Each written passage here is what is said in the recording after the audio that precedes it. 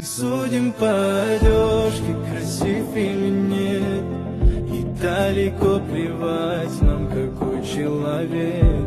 Презрение выше гор, знать незачем, что он испытал, чтобы стать именно тем. Опомнитесь, люди, где ваша вера? Ведь главное